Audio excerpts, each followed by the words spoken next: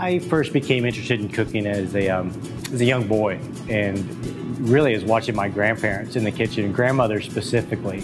My grandmother on my dad's side lived on a ranch in East Texas, and I thought it was really cool how they would grow tomatoes and onions and carrots and everything else, and we would eat that evening. That was just really interesting to me. I also have two older sisters, so after getting the cooking bug, I remember waking up on Saturday mornings, and while my sisters watched cartoons, I was the one in the kitchen making breakfast for everybody, and would actually make them stay out of the kitchen and call me Mr. Chef and just have fun with it. So really at an early age, it was just, it's in your blood. I mean, this is a very difficult career and very passionate as well. So it's either in you or it's not. After many years of reading food and wine magazines and cookbooks and that kind of thing, I lived in Houston at the time, and so I called the Brennan's family and Brennan's of Houston, and was able to speak with a sous chef and asked them basically, how do I get my foot in the door? One thing led to another, and they actually had a very entry-level position at Brennan's of Houston. I was very green. I didn't know the basics of just kitchen equipment. You know, what's a chinois, what's a china cap, what's the difference, and just very green. I spent about 8 months after that at Brennan's of Houston, and started in desserts, went to different stations along the way.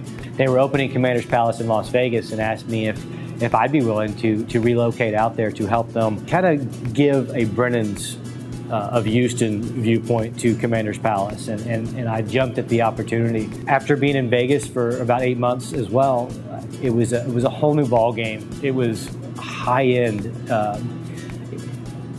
kitchens, high-end product, high-end. So I knew that I wanted to strive for the best. I wanted to strive for perfection, and I started staging or working for free in my time off at the best restaurants at the time in Vegas. I was walking through the Aladdin Hotel and Casino, and I saw a sur la table, or a kitchen store, that had a big poster of a French Laundry cookbook, and the French Laundry was, I think, everybody's wish restaurant, their dream restaurant, and I saw that Thomas Keller was going to be there to sign cookbooks.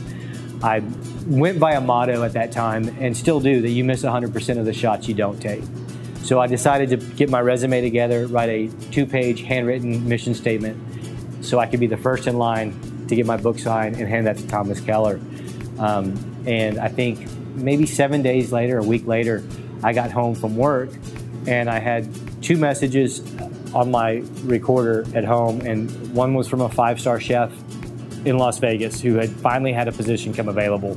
And that was the first one. I was so excited. And then the second one obviously was Thomas Keller, which really threw me off, and asking me if I could give him a call. So it was very surreal. I wound up going to Napa and working for the French Laundry for just over 2 years, and the experience was unparalleled to anything I could get.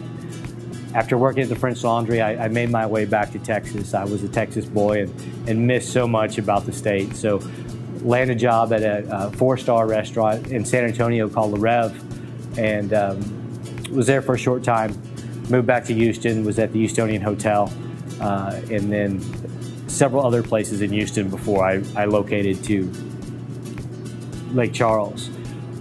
Throughout that whole time, with the contacts I met at the French Laundry and the colleagues, the friends, whatever you want to call them, I began to stage all over America, not just in Napa or in Vegas, and wound up being able to spend weeks at a time at places like Charlie Trotter's or Linea and work for free, but the experience was well worth it.